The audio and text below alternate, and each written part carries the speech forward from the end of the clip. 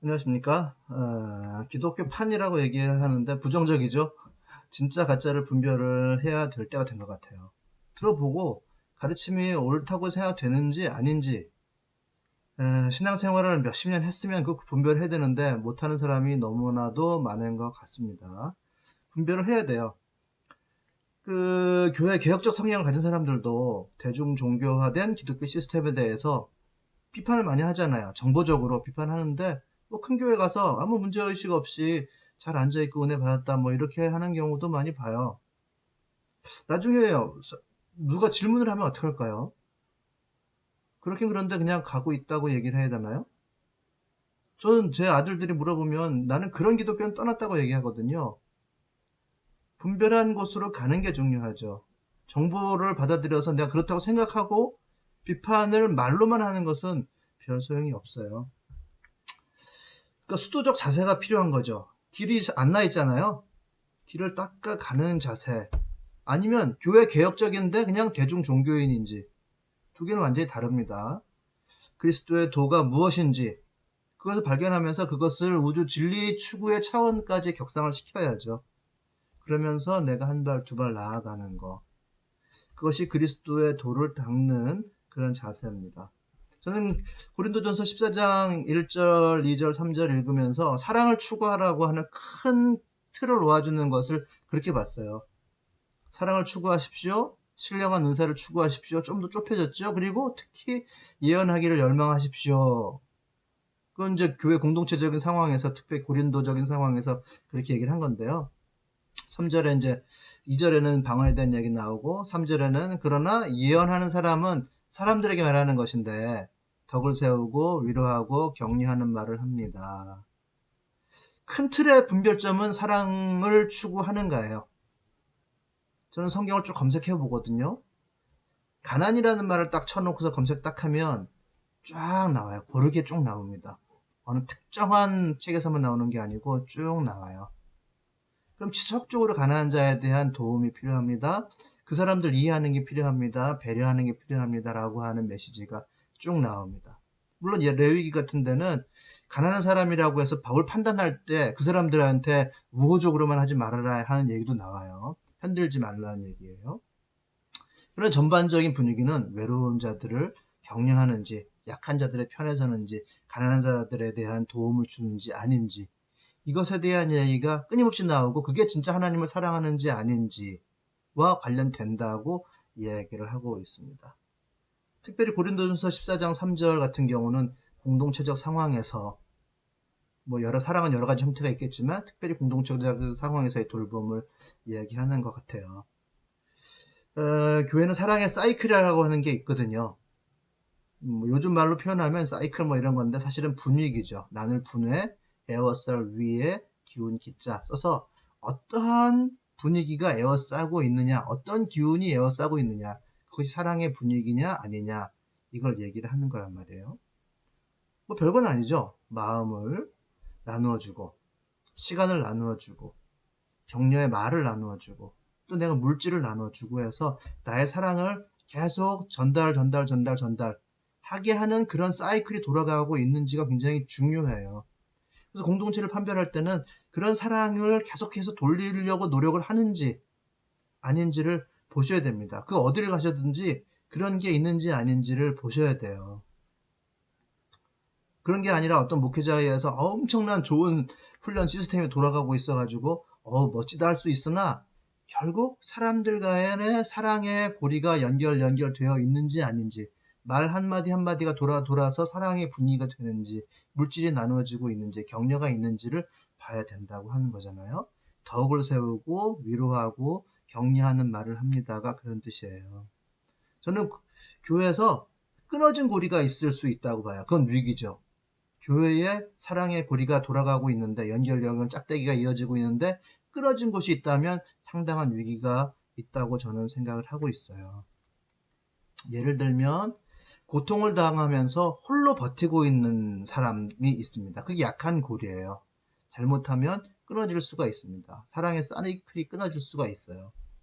보통 고통받으면 그 사람이 상처 입은 치유자가 된다고 얘기하잖아요. 그런데 아닐 수가 있단 말이에요. 홀로 버티는 삶이 오래되면 마음이 굳어집니다. 이를 갈게 되는 거예요. 그래서 고통을 공감을 못해요. 자기가 고통받았음에도 불구하고 고통을 못하는 사람이 되어버립니다. 인생 원래 그런 거야, 이런 식 되는 거 있죠?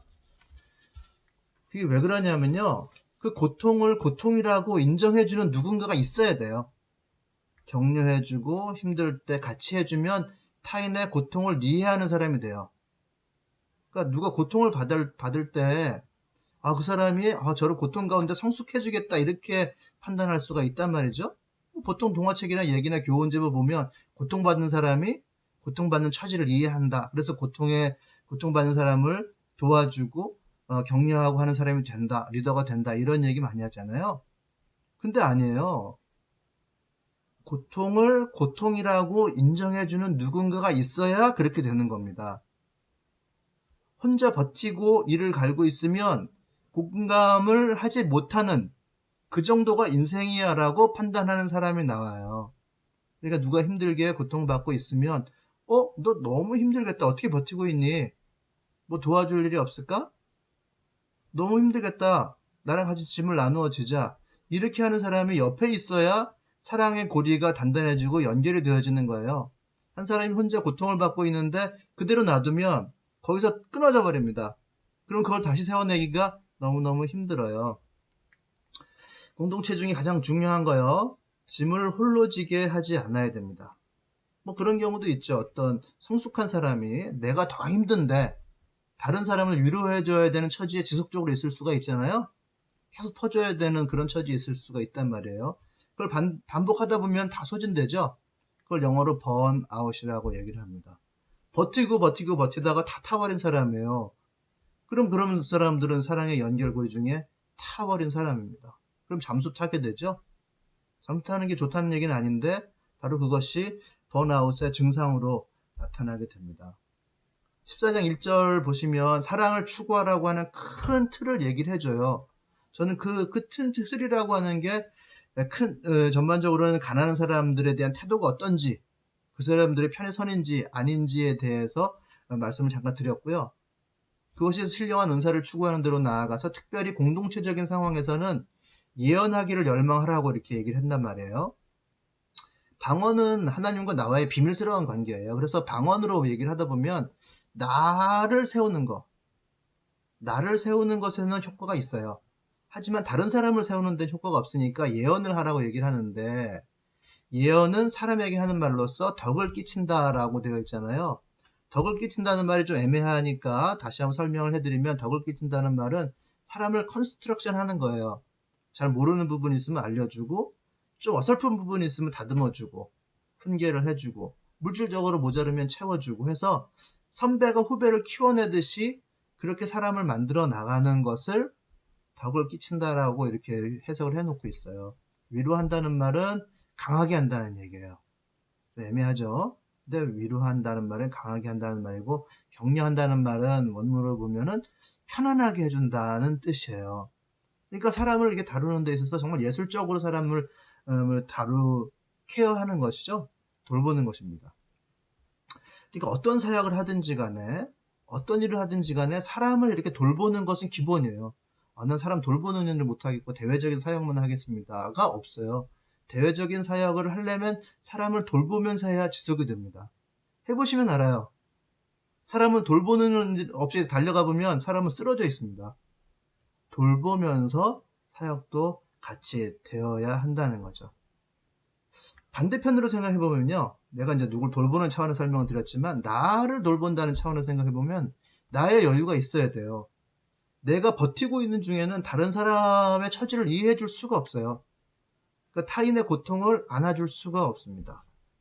그러니까 진정으로 나를 사랑하는 거, 내 내면의 끝이 정말 하나님의 사랑에 딱 닿아 있는지를 계속해서 보셔야 돼요. 보려면은 외면을 좀 끊어야 되거든요. 외면이 막 살아있으면 내가 내 내면을 파악을 못해요. 내가 내면에서 하나님과 맞닿아 있는지 아닌지 그걸 계속 봐야 됩니다. 내면을 돌보시는 것이 꼭 필요하고요. 그리고 더 건강을 돌보셔야 돼요. 암만 훈련 많이 받고 하더라도 건강을 돌보지 않으면 일을 할 수가 없어요. 뭐 저를 보니까 그렇게 생각이 돼요. 뭐 제가 이제 혈압 문제에 대해서 걱정을 좀 하기 시작했거든요. 아침에 재보면 혈압이 정상이긴 한데 점심 먹고 막 장사하고 그 다음에 가보면 혈압이 상당히 좀 높게 되어 있어요. 병원에서처럼은 안 나오지만 꽤 높아요. 그리고 저희 부모님들 보니까 혈압과 당뇨로 약간씩 고민들 하고 계시고 실제로 그런데 거의 이렇게 유전이 될 가능성도 많다고 해요. 그리고 약간의 증상이 저한테 있는 것 같아요. 일을 자기 몸을 거슬러서 일을 너무 열심히 하시면요. 자기가 일할 수 있는 시간이 확 줄어듭니다. 젊으신 분들은 이해를 아마 뭐 얘기를 하더라도 아마 이해 못 하실 거예요. 무슨 소리인지 하실 거예요. 저도 그랬어요. 그런데 나의 세포 하나하나가 나에게 하는 말이 있어요. 그것을 잘 새겨 들어야 됩니다. 나는 열심히 할 수가 있고 나의 진심은 아닐 수 있어요. 그리고 나는 견딜 수가 있습니다. 의지적으로. 내가 성실함으로 할 수 있는데요. 나의 몸은 정직하게 이야기를 해서 쓰면 나중에 그 이후에는 더 이상 움직이지 못하게 됩니다. 건강을 돌봐야 돼요. 나를 진정으로 사랑하는 거. 그리고 나에게 여유가 있어야 타인을 안아줄 수가 있고 사랑의 연결고리 중에 한 고리로서 내가 기능을 할 수가 있어요. 즉 공동체를 세워갈 수가 있습니다. 이렇게 리더가 되신 분들 리더의 직임을 주었다기보다도 내가 하나님 말씀으로 성숙해가지고 내가 다른 사람을 돌봐야 되겠다는 자의식을 가진 사람들이 있잖아요. 다른 사람들의 자존심을 회복시켜주고 뭐 그 자존심이 낮아지는 사람도 있거든요. 내가 왜 사는지 모르겠다. 나 같은 인간 죽어야 돼. 뭐 이런 사람들이 있어요. 그리고 그 사람의 가치를 찾아주는 그러한 만남은요. 그 찾아주는 사람 상대 말고 나를 소진시켜요. 정말 희한하죠. 그냥 만남인 것 같은데 그런 구조가 형성이 됩니다. 에너지는 높은 데서 낮은 곳으로 반드시 흘러요. 그러면 나는 소진되게 되어 있거든요. 내가 완전 소진되어서 나에게 나갈 것이 없으면 그 에너지라는 게 한정이 있는데 나갈 것이 없으면 그런 일 못합니다. 사람 피해 다니기 바빠요. 맨날 퍼줘야 되는데 사람은 어떻게 만나요? 계속해서 내가 돌봐줘야 되는데 사람과 만나야 됨에도 불구하고 피해 다닐 수밖에 없어요. 심리학적으로 이걸 얘기를 하면 담아주는 게 필요하단 말이에요. 어떤 부정적인 감정을 가지고 절망을 가지고 있는 사람이 말을 쏟아내면 그것을 누군가가 담아줘야만 그 쏟아낸 사람이 회복되게 돼 있어요. 그러니까 절망 가운데 있는 사람이 절망을 자기 혼자 짊어지고 있으면 그 사람은 그 절망 가운데서 가라앉습니다. 고통 가운데서 타인의 고통을 이해하기보다는 일을 가는 사람이 되어서 마음이 딱딱한 사람이 되어서 인생 원래 그래. 네가 먹을 거 네가 벌어서 먹고 내가 먹을 거 내가 벌어서 먹어. 그게 인생이야. 이런 식의 사람이 되어버린단 말이죠. 그런데 담아주면 그 사람의 불행과 그 사람의 고민과 그 사람의 아픔을 담아주면 그 사람이 그 고통을 통해서 사랑의 화신이 돼요. 사역자가 됩니다. 그러나 담아주는 사람은 힘들겠죠. 한 사람이 계속해서 담고 있으면 그 사람은 언젠간 번아웃 됩니다. 그 일을 할 수가 없어요. 건강도 잃게 되고 에너지도 소진되게 됩니다. 그러니까 한 사람이 책임질 수가 없는 거예요. 한 사람은 공동체가 책임을 져야 되는 거죠. 이렇게 저렇게 십시일반으로 나는 마음으로 나는 시간으로 나는 행복한 말로 나는 물질로 이렇게 저렇게 해야만 공동체는 사람을 살려낼 수 있고 사랑의 사이클을 유지를 할 수가 있는 거죠. 이렇게 반대편으로 생각을 해봤는데요.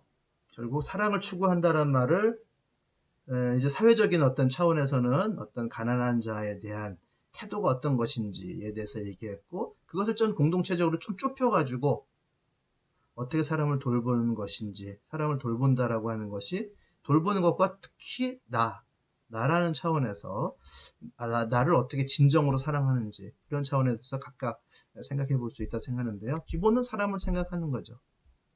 사람을 존중하는 것이죠. 자기 자신에 대한 사랑, 존중, 타인에 대한 사랑, 존중. 이와 같은 것을 바울은 얘기하고 있는 것 같아요. 그것이 덕을 세우는 것, 사람을 이제 세워내는 거라고 얘기했죠. 그리고 위로한다. 이것은 이제 원문으로 강하게 한다라는 것이고, 격려한다는 말은 편안하게 한다는 말인데, 이와 같은 말들이 많이 돌아다니길 바라고요. 또 이와 같은 마음들이 돌아다니길 바라고, 이런 마음에 근거한 사랑의 행동들이 헌신이 돌아다니길 바라고 우리 공동체 안에서 그런 물질이 더 많이 돌아다니기를 바라요. 그런 게 있으면 그 공동체는 하나님의 사랑이라고 하는 그리스도의 도를 추구하는 수도사들이 모여 있다고 판단할 수가 있는 거고요. 그런 게 없다고 하면 말은 하는데 아직까지는 스타트를 못했네? 이렇게 판단할 수가 있는 것이고, 행여나 여러분들이 또 이제 사정에 의해서 다른 공동체를 만난다 하시더라도 그걸 판단해 보시면 돼요. 그렇게 사랑의 나눔의 사이클을 위해서 분투하고 있는지 아니면 그런 개념조차 없는지, 그러면 판단이 됩니다. 자, 기독교판에서 진짜 가짜를 분별하는 법이라고 저는 생각이 되고요.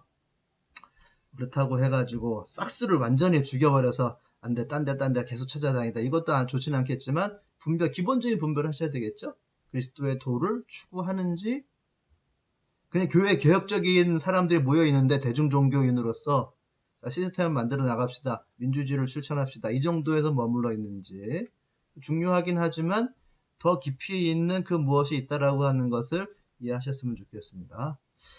이번 주 우리가 말씀 나누었는데 저도 이제 그 중에서 한 말씀을 골라서 같이 나누었고, 조금 더 여러분들과 깊이 나누고 싶어서 이렇게 영상으로 말씀 전합니다. 감사합니다.